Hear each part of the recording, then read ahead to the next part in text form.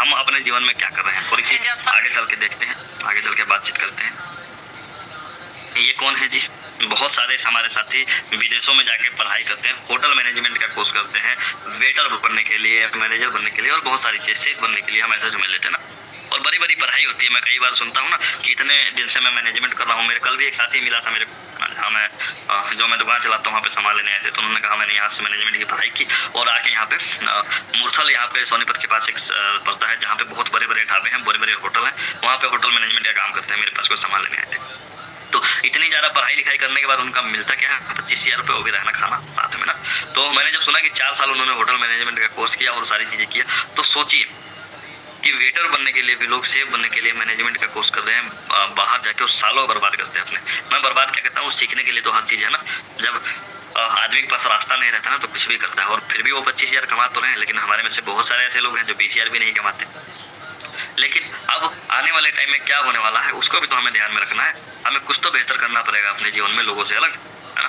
आप देखिए ये बेचारे वेटर हैं, ये खाना सर्व कर रहे हैं, लेकिन अब बड़े बड़े रेस्टोरेंटों में और आने वाले टाइम में अगर आप ध्यान करेंगे, बड़े बड़े राज्यों में, बड़े बड़े शहर में या बड़े बड़े देश में, हम ऐसे मान लेते हैं, अब ज़्यादातर चीज़ें ना बड़े बड़े रेस्टोरेंट में क्या हो गया ना, ऑटोमेटिक हो गई है। खाना पहुंचाने वाला अच्छा वेटर से कई बार क्या होता था ना, नोक झोंक हो जाती थी लोगों को, कई बार लड़ाई झगड़े की वीडियो आपके सामने आई ना। कभी इनका व्यवहार सही नहीं होता था, या कभी कुछ मंगाया नहीं लेके आए, या लोग इनसे जोर जबरदस्ती में बात करते थे। मान लीजिए एक टेबल पे आप बैठे हैं, यहाँ पे एग्जाम्पल लेता हूँ मैं ना, एक टेबल पे यहाँ पे आप बैठे हैं और एक टेबल पे इधर कोई और बैठा है। अब ये यहाँ लेके आ गया, अब इधर वाला चिल्ला रहा पहले मेरे पास लेके आ, है ना। और इस तरीके से कई बार लड़ाई झगड़ा भी देखने को आपको मिलता था। लेकिन अब क्या है, ऑटोमेटिक सब कुछ रोबोटिक बनाया जा रहा है, तो धीरे धीरे चल के और चीजें होंगी। अब यहाँ पे एक वीडियो मैं आपको और दिखाता हूँ जो एक होटल का है, और इसमें खाना क्या है ना, रोबोट लेके आता है।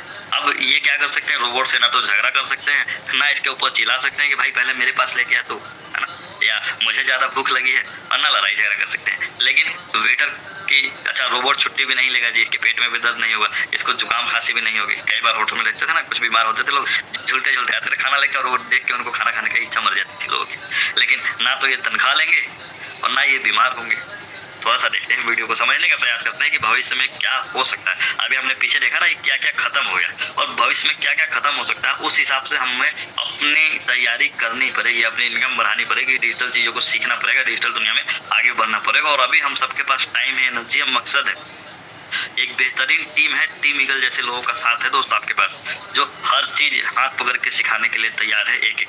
तो अभी भी अगर हम खुद को तैयार नहीं करेंगे ना, तो हमारा जो आने वाला समय है ना, वो बड़ा बेकार होने वाला है, ऐसे समझ लेते हैं। तो चलिए इस वीडियो को देखते हैं पहले।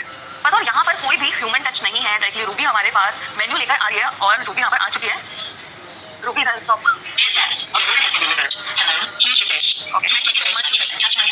ठीक है, तो अब देखते हैं कि मेन्यू में क्या क्या चीजें हैं, और फटाफट से ऑर्डर करते हैं। फूड लेकर रूबी यहाँ पर आ चुकी है, और हमारा सिजलर और पास्ता आ चुका है यहाँ पर। तो सिजलिंग की आवाज आती है ना, वो मजेदार है एकदम। तो सिजलर ले लेते हैं यहाँ पर, और ये रहा हमारा पास्ता। Thank you. अच्छा, एक चीज यहाँ पे गौर करने वाली बात क्या है कि सिर्फ एक रोबोट नहीं है, यहाँ पे एक खाना सर्व कर रहा है, और एक, अगर आप ध्यान से देखें तो यहाँ पीछे भी खड़ा है, और इस टाइप के कई होंगे यहाँ पे ना। तो सोचिए कहाँ पे ये जा रहा है। चलिए इस वीडियो को आगे। So much Ruby. तो एग्जिट बटन हमें दबाना है। तो ये देखिए मेरा सिजलर आ चुका है। नाइस। तो हमने ये देखा कि धीरे धीरे हर जगह ना रोबोट काम में आने लगे, और वेटर और मैनेजमेंट वालों की नौकरी, अच्छा बनाने वाले भी हो सकता है, ऑटोमेटिक मशीन आ जाए आगे चल के। बर्तन धोने वाली मशीन तो मैंने सुनी थी और बहुत जगह है भी, है ना, रोटी बनाने वाली मशीन। लेकिन देखिए जहाँ 10 लोग काम करते थे, वहाँ 2 लोगों के काम में बाकी 8 लोगों का काम रोबोट ले गया, है ना। और आने वाले टाइम में बहुत कुछ इस तरीके से और भी हो सकता है। थोड़ी सी आगे चलते हैं, है ना। ये हमारे देश के जवान है जो आर्मी में है ना, बहुत सारे आप जगह जगह घटनाएं देखते होंगे। बहुत सारे लोग जैसे बर्फीले इलाके में रहते हैं ना, हिमालय में या और किसी जगह में, क्योंकि बॉर्डर तो हर जगह है, और ये बॉर्डर पे अगर सुरक्षा कर रहे हैं तभी हम लोग अपने अपने घर में सुरक्षित हैं। और कई जगह ये न्यूज़ सुनने को मिलती है कि वहाँ बर्फ का तूफान आया और हमारे कई जवान उसमें दब के मर गए। या कश्मीर में जैसे आजकल चल रही है ना, कई बार अटैक हो चुकी है पिछले जो कश्मीर का इलेक्शन था उसके बाद ना, और बहुत सारे जवानों ने अपनी वहाँ पे जान गंवाई है, ऐसे समझ लेते हैं ना। और बहुत सारी जगह दिक्कतें हैं, क्योंकि कभी भी किसी भी प्रकार से अटैक हो जाता है और बेचारे लोग ये इस तरीके से मर जाते हैं। और जहाँ पे खासकर बॉर्डर वाले इलाके हैं, जहाँ पे पता ही नहीं चलता कौन किसको मार गया, वहाँ पे दिक्कत है। लेकिन इन लोगों के लिए अब सरकार धीरे धीरे ना रोबोट बना रही है उन इलाकों के लिए जहाँ पे जैसे बर्फीले इलाके हैं। अब रोबोट में आधुनिक में क्या होगा कि बर्फ में वो दब ही जाएंगे तो कोई फर्क नहीं पड़ेगा, हम नया बना देंगे जी, है ना। लेकिन उनके अंदर कैमरा लगा होगा, जहाँ तक इनकी आंखों की नजर नहीं जाती उससे दूर तक कैमरा हाईटेक चीजें रहेंगी, देख सकेंगे और समझ सकेंगे ना। और ऐसी जगह पे भी भेजा जा सकेगा, ऐसे इलाकों में भेजा जा सकेगा जहाँ पे ये हमारे जवान नहीं जा सकते। और बहुत सारे नक्सलीवादी इलाकों में ना उनकी तैनाती होगी, तो धीरे धीरे हमारे जवानों की संख्या भी कम होती जाएगी। अभी भी देखो बहुत सारे हमारे ऐसे साथी हैं, बहुत सारे मेरी जानकारी में ऐसे दोस्त हैं जो 5 साल 6 साल से आर्मी की तैयारी कर रहे हैं, लेकिन नहीं लग पाए बेचारे, कारण चाहे जो भी हो, है ना, मैं उस पर नहीं जाऊंगा। लेकिन अब ये है कि अभी नौकरी की इतनी समस्याएं थी, अब ज़्यादातर जगह पे रोबोट बनेंगे और रोबोट आ जाएंगे तो इनकी भी नौकरी की संख्या धीरे धीरे खत्म होगी। 100% कभी खत्म नहीं हुई, लेकिन जो लोग कई साल से तैयारी कर रहे हैं, 4 साल 5 साल में उनकी नहीं हो पाई, तो आगे भी अपना समय बर्बाद करेंगे। और क्या करेंगे, एक टाइम के बाद उनकी उम्र निकल जाएगी जी, है ना। वैसे ही मेरे ख्याल से 28 साल 30 साल के बाद इसमें भर्ती नहीं ले पाते। और बहुत सारे मैं ऐसे देखता हूँ 18 साल से लगे हुए थे, 25-26 साल के हो गए, अभी तक कुछ नहीं हुआ। लेकिन कुछ आगे की प्लानिंग नहीं करते, कुछ सीख नहीं रहे, और लास्ट में कहेंगे हमने से तो कुछ हुआ ही नहीं। बाद में अपने बाप दादाओं की जमीन बेचेंगे और उससे गुजारा करेंगे, और जब आगे चल के बच्चे बड़े होंगे तो कहेंगे ना हमारे जीवन में तो कुछ था ही नहीं, जो था उन्होंने तो बेच दिया, अब बच्चे क्या बेचेंगे। तो हमें समझना होगा और हमें अपने साथ साथ नई चीज़ों को विकसित करना होगा, सीखना पड़ेगा, है ना। मैं फिर से वही बात कहूँगा, हम सबके पास मौका है एक बेहतरीन प्रोजेक्ट में, एक बेहतरीन सिस्टम में काम करने का, अपनी लाइफ को सेटल करने का, पैसा कमाने का, और टीम ईगल जैसे टीम का साथ है। तो चलिए आगे चल के इनकी भी एक वीडियो देखते हैं, थोड़ा सा देख लो मैं ऑडियो होने के लिए है। दोस्तों, जितना जरूरी आज हमारी जिंदगी में इंटरनेट हो गया है, वैसे आने वाले समय में आर्टिफिशियल इंटेलिजेंस भी हमारे लिए इंटरनेट से ज्यादा जरूरी होगा। और दोस्तों, ऐसे रोबोट्स तैयार किए गए हैं जिनका निशाना कभी नहीं चूकता, और इन्हें मिलिट्री रोबोट्स कहा जाता है। ये रोबोट्स आर्टिफिशियल इंटेलिजेंस तकनीक से बनाए गए हैं। ये रोबोट्स गिर भी जाते हैं तो भी इनका निशाना नहीं चूकता, और तो इनके रास्ते में कोई भी ऑब्स्टिकल्स आ जाता है तो भी इनका निशाना नहीं चूकता। मिलिट्री रोबोट्स आसानी से इंसानों को पहचान लेते हैं और उन पर हमला नहीं करते। इन रोबोट्स ने इस तरीके का बॉडी मूवमेंट अचीव कर लिया है जो कुछ सालों पहले तक किसी ने सोचा भी नहीं था। इन रोबोट्स को खासकर आर्मी के लिए बनाया गया है। तो दोस्तों, ऐसे ही और वीडियोस देखने के लिए चैनल को सब्सक्राइब करना बिल्कुल भी ना भूलें। चलिए ये चीज़ें भी हमने देखा है किस तरीके से रोबोट बनाए जा रहे हैं और किस तरीके से हर जगह इनकी एक्टिविटी होगी आने वाले टाइम में ना। आगे चलते हैं, ये देखिए बहुत सारे हमारे बीच में टीचर है ना, अभी भी यहाँ मीटिंग में होंगे, है ना, कई सारे तो मेरी ही टीम में। सोचिए बच्चों के पढ़ाने का काम कौन करता है, टीचर करते हैं। और बहुत सारे आपको ऐसी वीडियो भी मिल जाते हैं, खासकर यूपी और बिहार साइड के, जो पैसे दे के भर्ती हो चुके हैं, जिनको खुद पढ़ाना नहीं आता और हमारे बच्चों को पढ़ा रहे हैं, यानी कि उनका भविष्य खराब कर रहे हैं। और मजे की बात क्या है कि तनख्वाह ले रहे हैं 50,000 60,000 70,000, ऐसे तनख्वाह होती है ना। जबकि टैलेंटेड लोग धक्के खाते फिर रहे हैं, उनको काम नहीं मिल रहा, जो अच्छे खासे पढ़े लिखे हैं, जो समझा सकते हैं, पढ़ा सकते हैं। कई तो मैंने ऐसी वीडियो देखी जिनको जनवरी का स्पेलिंग तक नहीं आ रहा था, है ना। ABCD में कितने अक्षर हैं वही नहीं पता है। अब सोच के देखिए वो लोग भी टीचर बन चुके हैं, लेकिन जो पढ़े लिखे लोग हैं वो क्या कर रहे हैं, 10,000 15,000 20,000 की नौकरी में, कहीं कोई दुकान में लगा है, कहीं कुछ फैक्ट्री में लगे हैं, कहीं कुछ लगे हैं ना, और परेशानी में चल रहे हैं। तो इस टाइप के टीचर बहुत सारे हमारे देश में, और घूस वाला सिस्टम चलता था। और कई जगह क्या होता था ना, आज जैसे मान लीजिए कोई टीचर है, लेडीज या जेंट्स, हम उसकी बात नहीं करेंगे, कोई घर से लड़के आया तो गुस्सा किस पे निकलता था, बेचारे इन बच्चों पे निकालता था, है ना। कई बार तो सुनने में आता था हाथ सुझा दिया जी बच्चों को मार के, कोई ना कोई गलती निकाल के ना, किसी की उंगली टूट गई, है ना, इस तरीके की किसी के साथ कोई बहस हो गई, और बहुत सारी ऐसी चीजें चलती रहती थी। और मजे की बात क्या है, ये टीचर एक ही भाषा में पढ़ा सकती है, इसको छुट्टी भी चाहिए। अभी दिल्ली की ही मैं कुछ वीडियो देख रहा था, है ना, टीचर आते हैं, हाजिरी लगाते हैं और गायब हो जाते हैं, बच्चे आपस में चिल्लाते रहे, किसी को कोई मतलब ही नहीं। प्रिंसिपल को ही नहीं पता कि हमारे स्कूल में 16-17 टीचर हैं, जिसमें से 4 गायब हैं। कई तो ऐसे हैं जो 5 महीने से स्कूल में नहीं आए, लेकिन उनकी हाजिरी लग रही है और तनख्वाह जा रही है जेब में। और इस टाइप की समस्याएं बहुत सारी होती थी, लेकिन आने वाले टाइम में क्या हो रहा है दोस्तों, ये भी थोड़ा सा देखते हैं, है ना। थोड़ी सी आगे लेके चलता हूँ आपको, इस वीडियो को देखिए, मजा आने वाला है।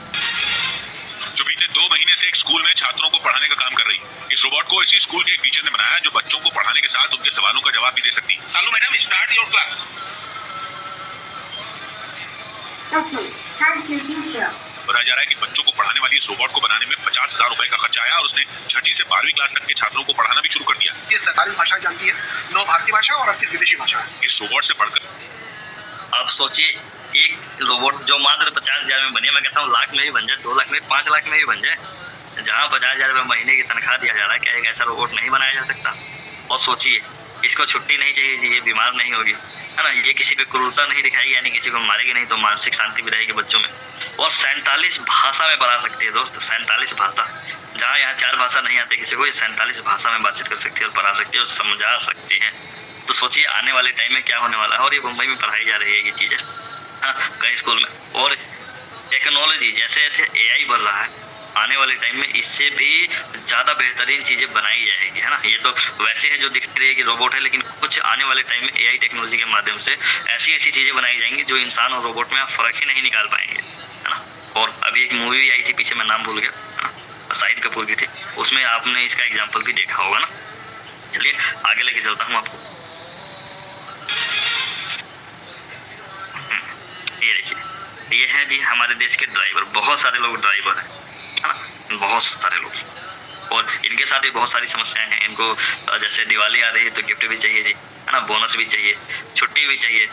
और बहुत जगह देखते हैं कि कई जगह लोग नशा करके किसी को धक्का मार दे रहे हैं, किसी का नुकसान कर दे रहे हैं, किसी के ऊपर गाड़ी चढ़ा दे रहे हैं। इनको शराब भी चाहिए, है ना, और बहुत सारी दिक्कतें हैं। लेकिन ये ड्राइवर हैं। और थोड़ी सी हम आगे चलते हैं तो ये ड्राइवरलेस कार है।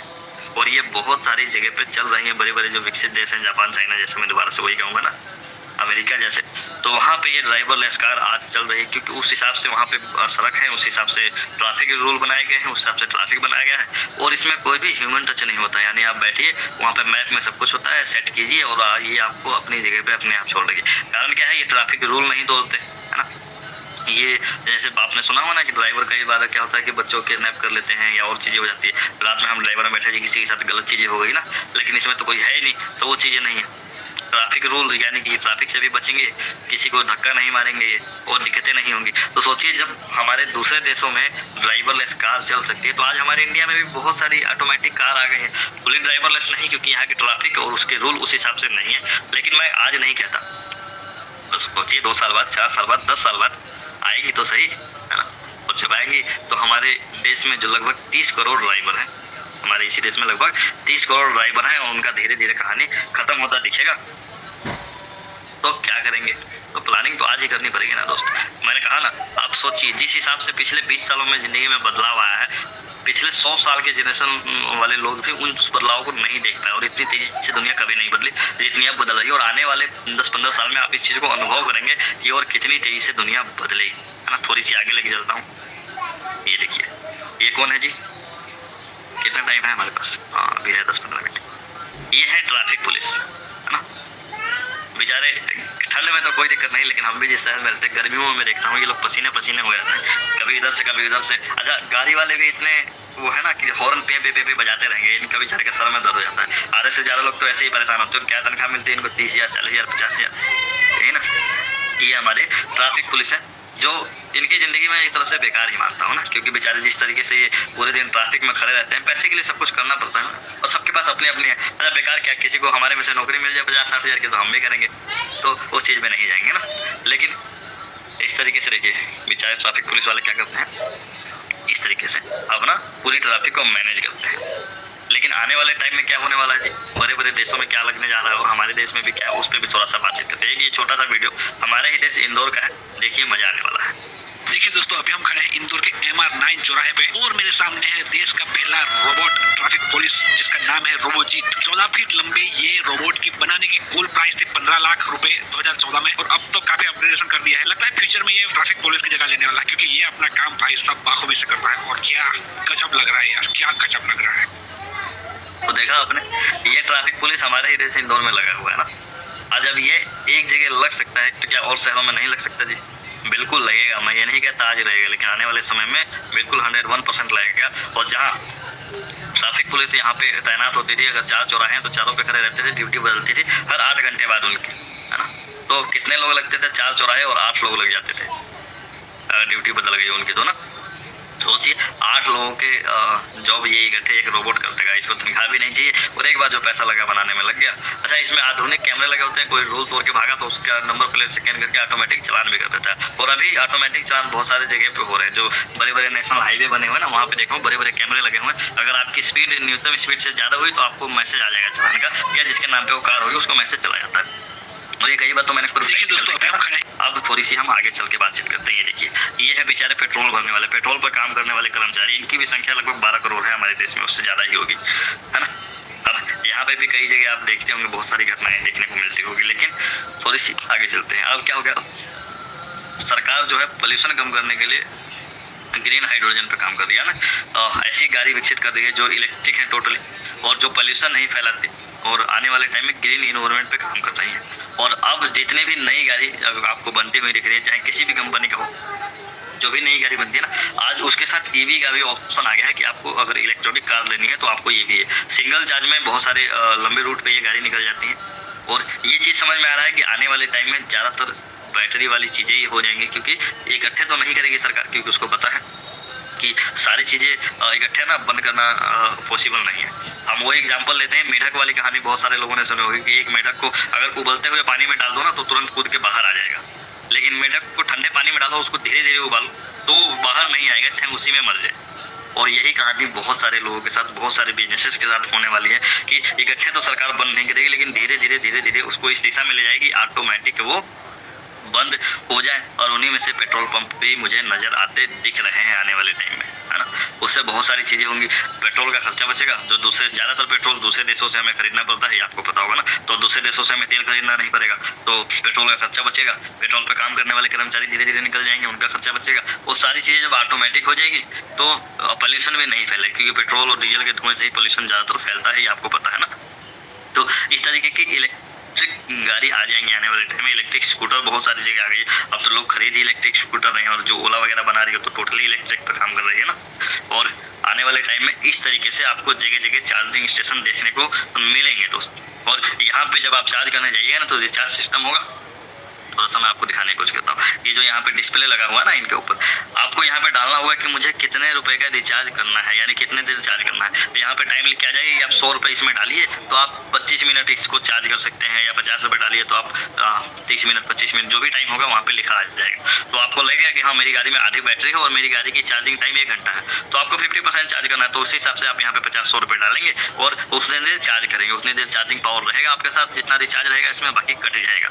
यानी कि यहाँ पे भी ह्यूमन टच का कोई काम नहीं रहेगा, इंसानों का कोई काम नहीं रहेगा, सारी चीज़ें फुल्ली ऑटोमेटिक हो जाएगी, है ना। तो ये चीज़ें भी हमें यहाँ पे समझ में आ रही है कि इनका भी धीरे धीरे बढ़न आते जा रहा है, चला आते जा रहा है इलेक्ट्रॉनिक चीज़ें का, और बाकी चीज़ें धीरे धीरे बंद होती चली जाएगी ना। अब आगे चलते हैं, ये देखिए हमारे देश के जवान दिखाए थे ना, किसान देखिए। हरियाणा पंजाब में बहुत सारे यूपी बिहार के मजदूर आते हैं काम करने, और बिहार में तो और यहाँ चलता है। बाकी हर देश में खेती होती है, मैं ये नहीं कह रहा, और हर राज्य में खेती होती है हमारे देश में।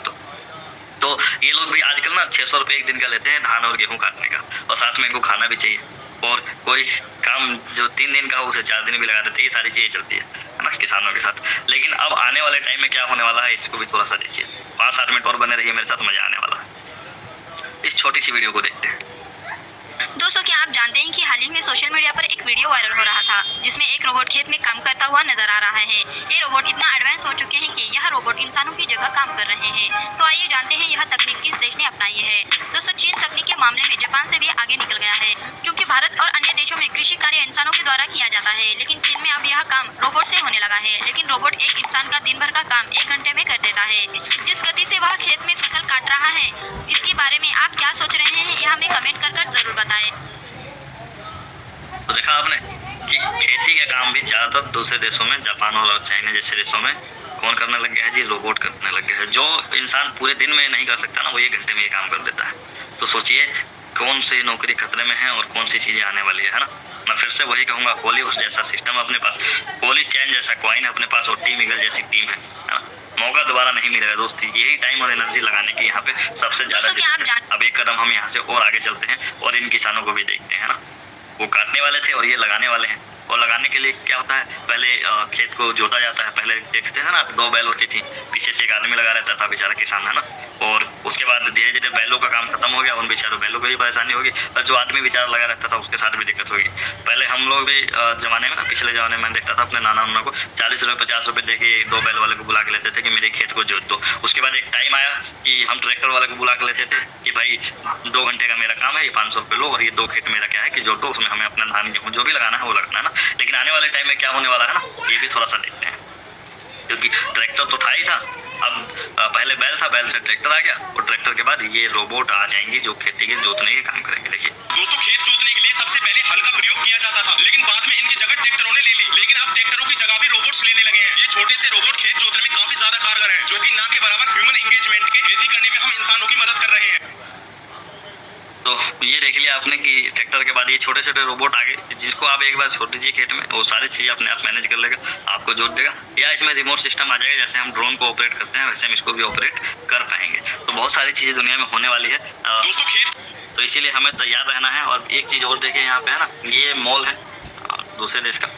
आप बहुत सारी मॉल में अगर आप गए होंगे, पहले दुकानों में क्या था, 4-4 लोग रहते थे काम करने वाले, सामान देते थे, दिक्कतें होती थी, मॉल में कितने लोग काम करते थे। लेकिन अब इस तरीके के ना छोटे छोटे ये रोबोट लगने लग गए हैं इस तरीके के। अगर आप देखते हैं तो जहाँ 10 लोगों का काम होता था वहाँ एक आदमी मैनेज करता है ये सामान वगैरह सजाने में जो भी है ना। उसके बाद ये है कि रोबोट होता है, आप सामान लेके आइएगा और इसमें स्कैन कीजिएगा, स्कैन करने के बाद ये ऑटोमेटिक रेट उठा लेगा और आपको जितना सामान रहेगा उसके QR कोड सामने दे देगा, आप पे कीजिएगा।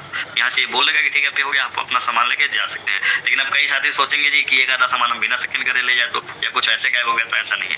हर सामान पे मॉल के अंदर QR कोड होता है और यहाँ पे दरवाजे के पास भी स्कैनिंग मशीन लगी रहती है। अगर आप बिना पर्ची कटवाए या बिना वो लिए ना अगर निकल गए आप वहाँ से, तो वहाँ पे मशीन ऑटोमेटिक बोलनी स्टार्ट हो जाएगी। ऐसा मैंने कब देखा, हमारे ही शहर में जो रिलायंस का मॉल है, जियो मार्ट जिसको कहते हैं, 3-4 दिन पहले जब मैं वहाँ सामान लेने गया था तो एक साथी नया होगा है ना, तो उसने क्या किया, अपने छोटे से जेब में ना एक छोटा सा सामान रख लिया, पता नहीं किस चीज़ का पैकेट था, हल्का सा छोटा सा, और बाकी की बिलिंग करवाया, उसका नहीं करवाया, चुपचाप निकल गया। तो मशीन बाहर ऑटोमेटिक बोलने लग गई। तो वहाँ जो गार्ड था बाहर, तो उसने कहा कि तुम कुछ ऐसा सामान लाए हो जिसकी बिलिंग नहीं हुई, तो देखो, तो देखा गया। तो बाद में उसने चुपचाप अपना निकाल के वो सारी चीज़ें किया। तो देखिए कितनी ज़्यादा एडवांस हो चुकी है दुनिया, छोटी छोटी चीज़ें। अब चोरी करना भी इतना आसान नहीं रहा दोस्त, हर चीज़। इसलिए तो डिजिटल चोर हो गए, आपके बैलेंस से डॉलर उड़ा देते हैं ना। तो सोचिए, तो ये सामान निकालना तो पॉसिबल रहा नहीं। तो इसी तरीके से तो हर जगह आधुनिक मशीन ये लगती जा रही है। यहाँ पे जहाँ 10 लोगों का काम होता था, यहाँ अब 2 लोगों का काम है। तो सोचिए यहाँ से भी जॉब धीरे धीरे जाने वाले हैं। अब ये लास्ट वीडियो दिखाता हूँ, फिर हमारा टाइम हो चुका है, हम सीधा कोमल सर के पास चलेंगे, है ना। देखिए कि किस तरीके से रोबोट को बनाए जा रहे हैं और किस किस काम में इन चीज़ों को विकसित किया जा रहा है और आने वाले टाइम में क्या हो सकता है। जैसे मैं वही कहूँगा, हमारे पास होलीवर्स जैसा सिस्टम है, अपने जॉब को करते हुए, अपने बिजनेस को बिना डिस्टर्ब करते हुए, एक सही समय पे सही एनर्जी, सही टाइम लगा के, सही काम करके, है ना, अपने बिजनेस को बिल्ड करने का, अपने पैसे को बिल्ड करने का, अपने, है ना, खुद को बिल्ड करने का। और टीम ईगल जैसा टीम है, HD पांडे जैसे गुरु हैं, तो बहुत सारी चीज़ें मिलने वाली है हमें, ये समझ लीजिए, है ना। और अभी भी हम कामयाब नहीं हो पाए ना दोस्तों, ज़िंदगी में कभी होंगे ही नहीं। चलिए दिखाता हूँ आपको एक छोटा सा वीडियो। ये मोदी जी हैं, इस फैक्ट्री के विजिट करने गए थे और किस किस तरीके की क्या क्या चीज़ें बनाई जा रही है, जो क्या क्या काम होगा ना, वो चीज़ें इनको बताया जा रहा है।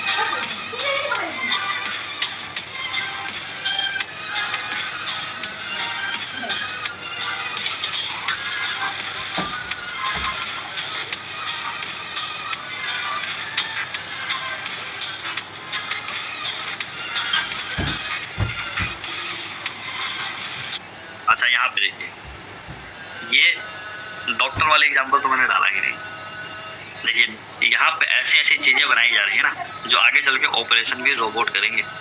बहुत जगह आपने सुना होगा कि भाई डॉक्टर ने ऑपरेशन किया और पेट में कैंची छोड़ दिया या कोई ब्लेड छोड़ दिया, जिससे इंसान की मौत हो गई। और भी बहुत सारी चीज़ें होती थी ना, किसी ने दारू पी के ऑपरेशन कर दिया, और बहुत सारे ऐसे घटनाएं देखने को मिलती थी। लेकिन इसका प्रयोग किया जा रहा है, रोबोट टेस्टिंग में है अभी, है ना। और क्या क्या हो सकता है, AI टेक्नोलॉजी जैसे जैसे विकसित होगी और चीज़ें होंगी ना, तो इसका प्रयोग भी धीरे धीरे देखने को मिलेगा। ये देखिए रोबोट इसकी टेस्टिंग कर रहा है और आने वाले टाइम में अस्पताल में ये चीज़ें आपको देखने को मिलेगी।